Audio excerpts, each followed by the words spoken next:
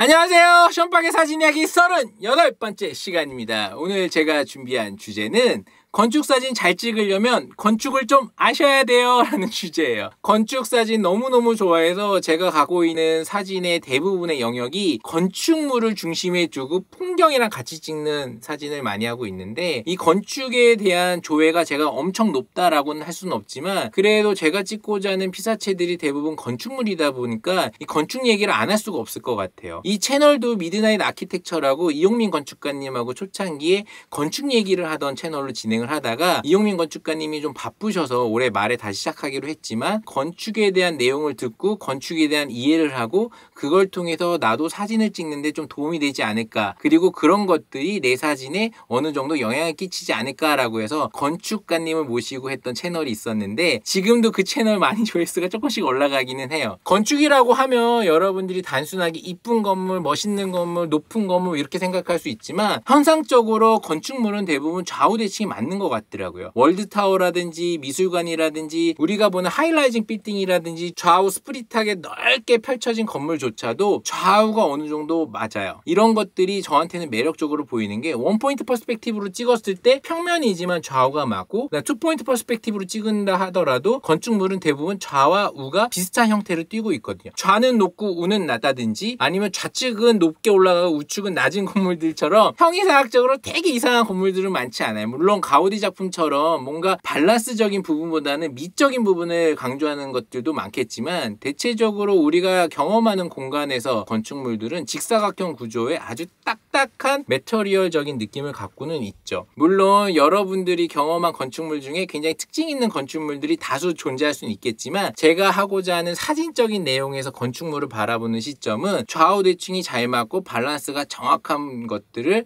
담아내는 작업을 사진으로 하는 걸 제가 이야기해주고 싶어서 이번 내용을 정했어요. 건축이라는 부분이 밖에서 보면 외형적으로 직사각형 구조가 많잖아요. 그래서 미술관이라든지 박물관 같은 데 가면 센터에 가서 사진을 딱 찍으면 좌우가 굉장히 웅장해 보이고, 이 걸음걸이를 앞으로 갈 때마다 이 건축물이 가지고 오는 원포인트 퍼스펙티브가 내 눈앞에 들어오고, 그래서 저는 건축물 사진 찍을 때 뒤로 가서 더 찍어야 되는지 앞으로 가서 찍어야 되는지, 어느 부분이 센터인지, 헤드는 어떻게 조절을 해야 되는지, 삼각대는 어느 쪽으로 조금씩 움직이면서 찍어야 되는지를 굉장히 고민하면서 찍거든요. 근데 이런 고민의 흔적이 사실은 이번에 디뮤지엄에 가가지고 굉장히 많은 걸 느꼈어요. 최근에 성수동의 디뮤지엄에서 취향가옥2라는 전시가 있어가지고 제가 그 전시를 보기 위해서 표를 끊고 들어갔는데, 건축에 대한 외적인 부분도 경험을 많이 했던 사진작가지만 내적인 부분은 정말 충격적인 부분이 많았었거든요. 그 충격적인 부분이 뭐냐, 저는 이제 물론 작품들을 보려고 그 디뮤지엄에 간 건 있지만, 최근에 대림이라는 건설 회사가 어떤 식의 건축물에 대한 내장재라든지 안의 구조를 어떻게 가져오는지가 궁금해서 전시를 보러 간 것도 있지만, 그 안에서 유르겐 텔러의 작품을 본다든지 아니면 김기린 작가의 작품을 본다든지 여러 작가들의 작품을 봤지만,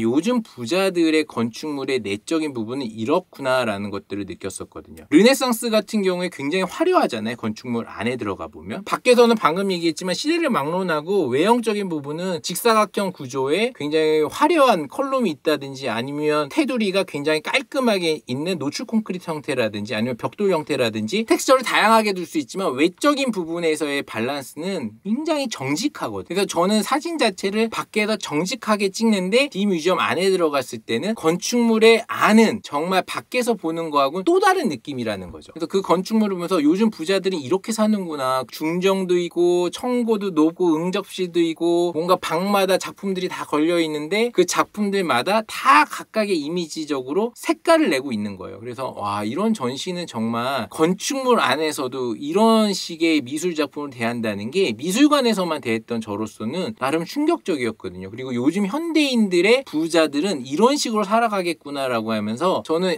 디뮤지엄에 가면서 내 작품도 여기에 걸리면 이런 느낌으로 현대인들에게 해석이 되겠구나. 경복궁이라든지 한옥마을 같은 데 가보면 밖에서의 보는 느낌, 부자들이 사는 모습은 보지만 안에 뭐 민화라든지 동해라든지 서해라든지 여러 가지 뭐 한국화를 조금 볼 수는 있겠지만 현대 살고 있는 부자들의 모습의 작품의 세계를 본 적은 없거든요. 그래서 미술관이라고는 해도 나름대로 대림이라는 회사가 어떤 작품을 수집했고 어떤 작품을 걸어놨는지를 볼 수 있었는데 백남주 씨 작품도 있고 여러 가지 미디어 작품도 있긴 했지만 기본적으로 직사각형 프레임을 가지고 있는 작품들이 대부분 걸려 있는 거죠. 회화든 사진이든 우리는 프레임 안속에 이제 작품을 두잖아요. 근데 이 인테리어라고 하는 이 내부도 사실은 프레임 안속에 또 프레임을 두는 거잖아요. 그래서 이런 웅장한 건축물 안속에 있는 이미지들이 저에게는 좀 색다르게 다가왔는데 D 뮤지엄에 들어갔을 때는 주택 같은 건물 안에 유르겐 텔러의 작품 여자 두 명이서 미술관에서 이렇게 누드로 벗고 있는 사진이 있었는데 생각보다 굉장히 잘 어울리더라고요. 현대적인 사진의 가치가 예전 사진이라고 할 수 있겠지만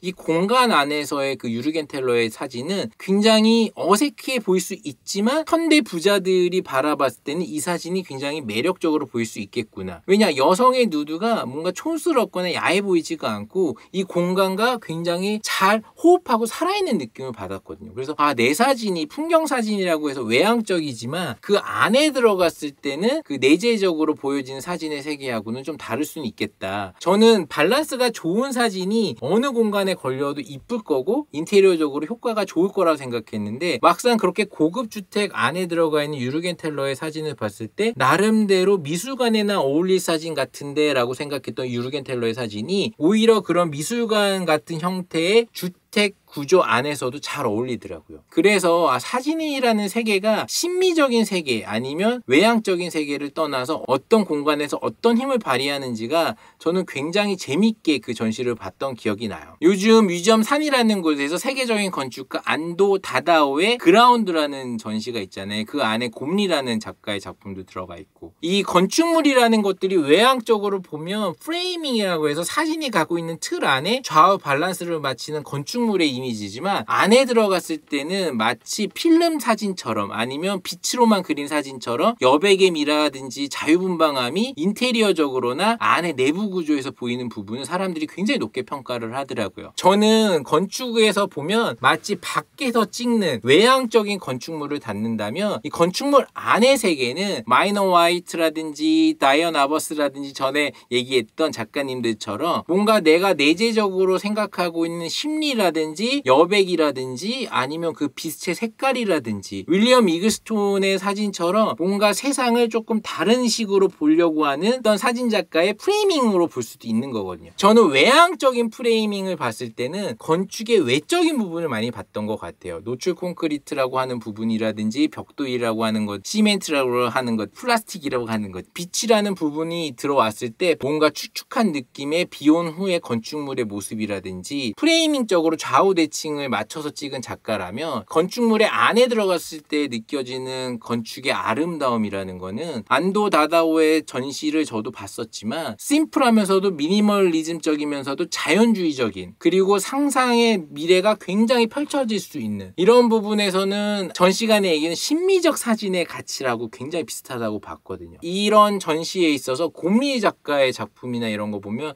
그 건축의 예술에 맞게끔 이 조형 예술도 굉장히 미니멀적이잖아요. 이런 작품의 세계가 어떤 공간 안에 들어갔을 때 그 작품이 더 잘 살 수 있는데 이런 뮤지엄이나 미술관들 보면 1층의 그라운드 형태로 굉장히 길게 뻗어 있잖아요. 이렇게 1층, 2층, 3층, 4층 올라가는 D 뮤지엄의 공간보다는 하지만 1층에서 봤을 때의 뮤지엄의 형태의 구조물에 비해서 층별대로 색깔이 다른 작가의 작품들을 걸어놨던 건축물 안에서의 사진은 저는 굉장히 나름대로 독특하다고 느꼈었거든요. 이런 독특함이라는 구조가 반대적으로 안도 다다오 같은 경우에는 단색화처럼 뭔가 덜어낸 느낌, 뭔가 구조물적으로 안이 굉장히 여백이 있고 뭔가 평온하고 자연 친화적인 그래서 사진으로 치면 뭔가 빽빽하게 구조물이 많이 들어가고 채색적으로나 채도가 높거나 여러 가지 구조물들이 서로가 상반된 대칭 구조를 갖고 있다 하더라도 밸런스가 완벽하다는 느낌의 사진보다는 뭔가 공허하지만 그 안에 한 줄기 빛 하나로 마이너 화이트의 사진 같은 추상적인 생각이 드는 그런 사진의 세계가 안도다도의 건축물에는 더 어울리지 않았나라는 생각이 들었어요. 건축이라는 게 밖에서 봤을 때랑 안에서 봤을 때의 느낌은 정말 세계적인 건축가이기 때문에 외향적인 부분과 안에 대한 내용이 다르다는 게 제가 본 사진 세계의 어떤 프레이밍 안에 이 프레이밍이라는 것 자체가 좌우 밸런스를 맞추게끔 뭔가 감각관념을 가지면서 셔터를 누르시는 분들 꼭 있을 거예요. 이런 분들은 건축의 외향적인 부분에 대한 어떤 공부를 하신다면 좀 더 내가 사진에 대해서 공부할 것들이 많겠지만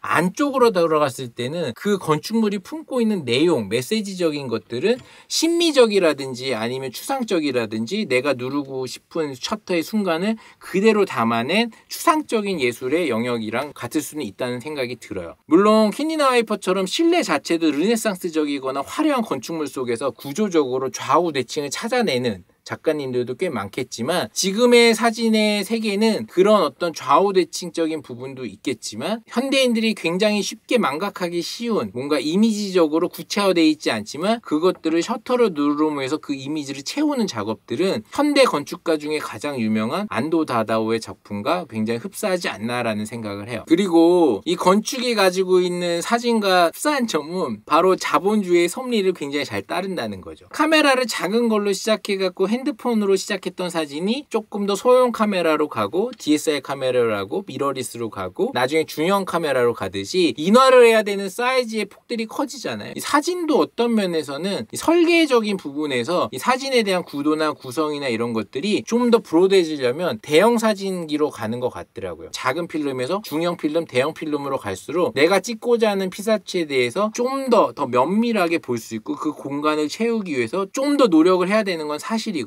사진이 가지고 있는 메커니즘이라든지 건축이 갖고 있는 메커니즘 자체가 둘 다 올라가는 부분에서 규모적인 경쟁이 꼭 필요한데 이 사진도 사실은 작은 카메라로 찍은 것보다는 큰 카메라로 찍었을 때 어떤 내용적인 부분이나 사람들을 압도할 수 있는 사이즈적인 부분이 뭔가 호응을 주잖아요. 이 건축도 작은 건축을 하다가 뮤지엄이라든지 큰 건물을 짓다 보면 그 건물 자체가 뮤러 페인팅처럼 벽화의 효과처럼 많은 사람들이 걸어다니면서 볼 수 있는 공공예술이 되고 대중예술이 되기 때문에 그 유명세는 점점 더 커지는 것 같아요. 그래서 예술이라는 부분이 물론 자본주의가 만들어낸 하나의 산물일 수는 있겠지만 건축이 가지고 있는 예술성을 저는 굉장히 높게 평가를 하거든요. 여러분들도 프리다 칼로라는 작가님을 아실지 모르겠지만 이 프리다 칼로의 작품색이 굉장히 독창적이잖아요. 무섭기도 하고 이 프리다 칼로의 남편이 멕시코 뮤럴 페인팅의 거장 디에고 리베라인데 이 디에고 리베라 작품이 저는 사실 프리다 칼로보다 좋았거든요. 이 멕시코의 혁명적인 것들을 이제 벽화로 담은 작가인데 이 벽화가 가지고 있는 임팩트가 서민, 민중, 예술 뭐 이런 것들로 일컬어지는데 이런 것들이 건축이랑 굉장히 흡사하다고 생각을 했었어요. 어린 나이에 제가 이제 공부를 할 때도 디에고라는 작가가 건축가는 아니지만 현대 미술에서 이제 그래피틱처럼 뭔가 사람들이 지나가는 길에 그림을 그려서 그림을 통해서 사람들한테 뭔가 메시지를 전달할 수 있는 매개체 역할을 하는 건데 이 매개체 역할을 하는 디에고 리베라의 작품을 여러분도 한번 보시면 이런 그림이 어떻게 보면 민중예술이고 대중예술에 큰 획을 그을 수 있는 작품이구나 라고 생각하실 거예요. 작가라는 부분이 어떻게 보면 안도 다다오라든지 곰리의 전시를 보러 가시려면 무려 35,000원이라는 일반 입장권을 끊어야 돼요. 하지만 일반 입장권이라는 가격이 35,000원 굉장히 큰 돈이거든요. 많은 사람들이 공감할 수 있고 많은 사람들이 볼 수 있는 전시가 아니라 어떤 면에서는 주제도 좋고 내용도 좋지만 그런 것들이 굉장히 부자들만 향유할 수 있는 문화일 수 있는데 이런 건축은 부자들만 향유할 수 있는 문화는 아니다라는 생각이 들었었어요. 건축가가 자기의 작품을 알리는 것도 중요한데 건축가들 중에 나름대로 유명세가 있으신 분들도 많겠지만 제가 가장 좋아하는 건축물이 대한민국 과천에 있는 국립현대미술관이에요. 이 국립현대미술관이 전두환 정권 시절에 만들어졌었는데 전두환 정권 시절 아시겠지만 군사정권 시대잖아요. 많은 사람들이 어떤 군인이 정치하는 정권 하에 복종해야 되는 구조의 사회였을 텐데 저는 뭐 그 당시에 너무 어렸기 때문에 그거에 대한 어떤 위화감이라든지 불편함을 느낄 나이는 아니었지만 나름대로 미술을 하는 사람들은 계몽의식이 있잖아요. 억울함을 당하는 것들에 대해서 작품으로 토로한다든지 여러 가지 메시지적으로 말이 아닌 뭔가 감춰진 내용을 그림이나 사진이나 다른 매체를 통해서 뭔가 보여줘야 되는 역할을 하는 게 미술인의 역할일 텐데 이런 계몽사상 많이 무지한 사람들을 깨워 깨우쳐 줘야 되는 역할을 해야 되는 미술인의 업적이라고 볼 수도 있는데 그 당시에는 그런 것들이 더 강했겠죠. 이제 올림픽도 개최해야 되고 여러 가지로 사회적으로나 국제적으로 위상이 높아진 상태에서 미술관이 없다라는 건 말이 안 되기 때문에 일부러 과천 아주 산기슭에다 만들어 놨는데 그런 이유 중에 하나가 많은 사람들이 그 미술관에 가서 뭔가 미술인들, 예술가들이 얘기하는 것들을 보고 계몽하지 않아야겠다라는 생각에 전두환 정권 시절에 국립현대미술관을 과천에다 만들었다고 하더라고요. 그래서 이 미술관이 가지고 있는 역사적인 가치가 저는 국립현대미술관 과천관이 굉장히 크다고 봐요. 이런 멀리 떨어져 있는 공간에다가 국립현대미술관을 짓긴 했지만 그 미술관은 현대시대에서 가장 사랑받는 또 미술관이 됐잖아요. 오히려 서울관보다도 지금은 자연에 둘러싸여 있어서 굉장히 들어가면 아늑함을 느낄 수 있고 좀 더 자유롭게 작품을 관람할 수 있고 미술관이라는 건축물 자체가 굉장히 영혼이 강한 건축물이라고 하더라고요. 그 안에 이제 미술인들이 만들어낸 작품들이 어떻게 보면 살아 숨쉬지 않나라는 얘기도 있고 요즘 대중미술 공공예술이라는 게 어떤 면에서는 이런 유튜브도 공공예술의 대중미술이 아닌가라는 생각도 드네요. 사진이라고 하는 것들 프레임 안속에 건축물을 담아내는 과정 속에 그 건축물이 가지고 있는 내재적인 의미까지 해석을 해보려고 나름대로 억지스럽게 끼워 맞췄지만 여러분들 좀 재밌게 보셨으면 좋겠어요. 건축이라는 부분이 안과 밖이 다르고 밖에서 보는 외향적인 것들은 엄격한 구조물을 찍는 형태의 사진을 찍는다면 안쪽에 들어갔을 때 건축물의 안은 나름대로 자유분방하고 내가 가지고 있는 생각과 메시지적인 것들을 포함할 수 있는 이미지를 담는 게 사진하고 많이 흡사하지 않나라는 생각에 이번 유튜브를 찍게 되었어요. 여러분 즐겁게 보셨다면 구독, 좋아요 좀